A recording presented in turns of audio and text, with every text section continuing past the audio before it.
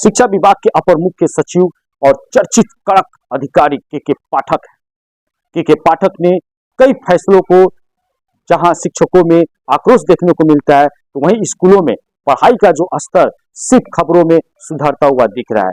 आइए आज हम आप लोग को एक ऐसी कहानी सुनाएंगे जिसमें शिक्षकों को पढ़ाने की जगह अब अकाउंट संभालने और सब्जी तोलने का दिन भी पूरा बीतते हुए नजर आएगा। मैं आपको बताते चलूं कि अब आप ही बताइए, ये प्रैक्टिकल है, ऐसा संभव है?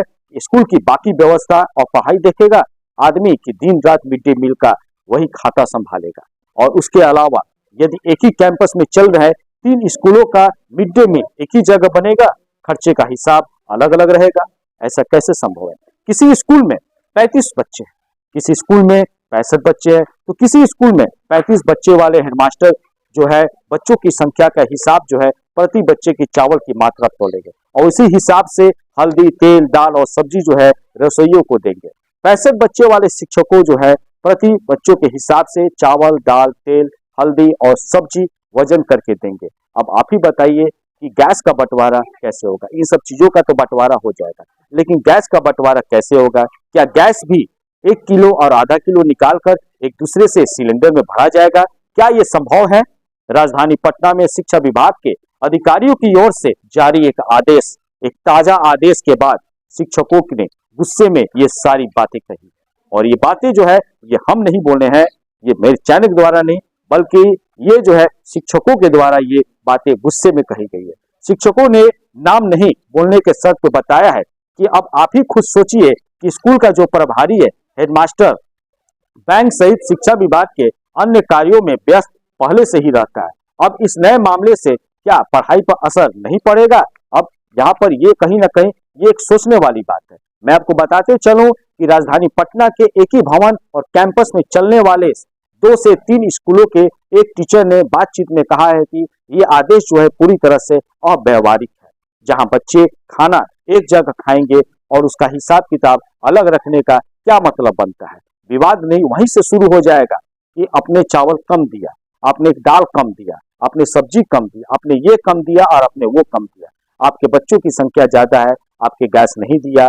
कोई भी शिक्षक एक दूसरे से कोई भी सामग्री जो होता है बिना नाप तोल के नहीं देगा। ऐसा करने पर फिर हिसाब में गड़बड़ी भी हो जाएगी और हिसाब में गड़बड़ी होते ही बड़े साहब के फरमान का जो असर नीचे के अधिकारियों पर पड़ेगा और नीचे का अधिकारी जो है सीधे हेडमास्टर का गला पकड़ेंगे और उनका वेतन भी बंद कर देंगे। उसके बाद से मॉनिटरिंग जो है टॉर्चर से गुजरना पड़ेगा। शिक्षक ने कहा है कि वो जो योग्यता रखते हैं उसके हिसाब से कई सालों में सिर्फ इसलिए हेडमास्टर नहीं बन पाए क्योंकि इस पद के लिए साथ में कई परेशानियां भी साथ में आ जाती है। जी हाँ, राजधानी पटना में जिला कार्यक्रम पदाधिकारी मध्याह्न भोजन योजना सह विद्यालय अवर निरीक्षक की ओर से ये जो पत्र है वो जारी किया गया है और इस पत्र ने कई स्कूलों के प्रभारी हेडमास्टरों की जो है वो नींद को पूरी तरह से उड़ा दी है। मैं आपको बताते चलूं, ये जो आदेश है वो कहीं ना कहीं ये अव्यवहारिक आदेश माना जाता है और इस पत्र के जरिए क्या आदेश मिला हुआ है एक नजर उस पर भी हम डालने का प्रयास करते हैं।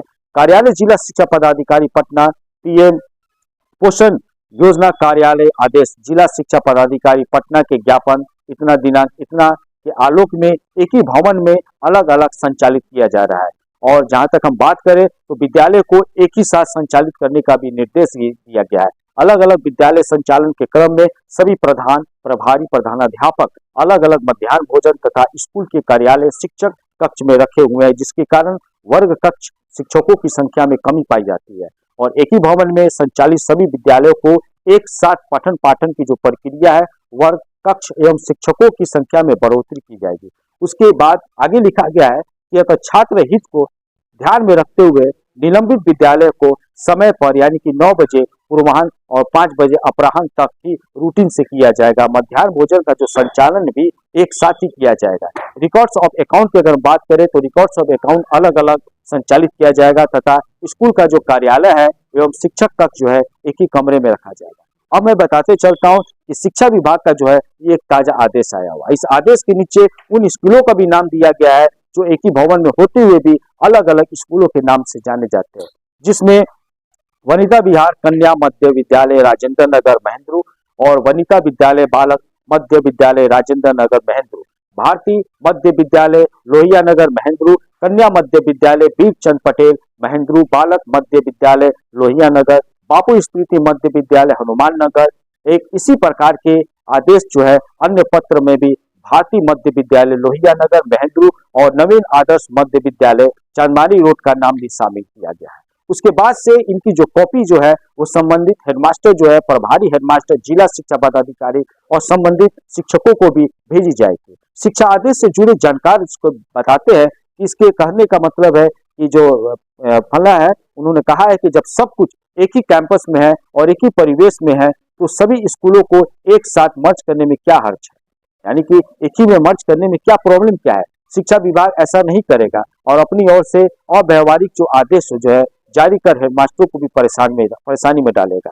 क्या स्कूल जो है अब रोजाना हेडमास्टर पढ़ाई की गुणवत्ता देखकर छोड़कर ये सब सब्जी, हल्दी, तेल, मर्चा और क्या करते हैं, गैस का बंटवारा ही करते रहेगा? क्या स्कूल में पढ़ाई नहीं होगी? ऐसे तो के पाठक बहुत ही कड़क मिजाज के हैं, लेकिन शिक्षा विभाग के द्वारा ऐसा नोटिस कहीं ना कहीं शिक्षकों में आक्रोश देखने को मिल रहा है कि संबंधित अधिकारियों को ये सोचना होगा कि जब एक साथ सारे बच्चे भोजन करेंगे तो उनका रिकॉर्ड्स ऑफ जो अकाउंट है वो अलग अलग संचालित कैसे किया जाएगा और किस प्रकार से होगा। अब यहाँ पर ये देखने वाली बात है कि इसके विषय में जो संबंधित अधिकारी है वो क्या कहते हैं। तो आइए इस विषय में मैं आपको बताता हूँ कि इस अव्यवहारिक आदेश को लेकर जो एनबीटी ऑनलाइन से संबंधित जिला कार्यक्रम जो पदाधिकारी की ओर से आदेश जारी करने वाले अथॉरिटी से बातचीत की गई और कई बार कॉल करने के बाद भी उन्होंने किसी प्रकार का कोई भी रिस्पॉन्स नहीं दिया गया। फिलहाल जो भी हो और जैसा भी हो, मैं एक ही बात कहना चाहूंगा कि शिक्षा विभाग के द्वारा ये जो भी नोटिस जारी किया गया है, इसको देखने के बाद, सुनने के बाद शिक्षा महकमा जो है, शिक्षक जो है वो काफी यहाँ परेशान है और उनका सीधे तौर पे कहना है कि अब हम इन सब चीजों का रिकॉर्ड रखा जाएगा, दाल भात सब्जी का और गैसों का, इन सब चीजों का हम तोलेंगे, खाता बही का हिसाब देखेंगे या हम पढ़ाएंगे। तो कहीं ना कहीं इस चीज को शिक्षा विभाग को भी सोचना पड़ेगा। आई की खबरों के लिए आप हमारे साथ जुड़े रहे और देखते रहिए पब्लिक न्यूज़। जय हिंद।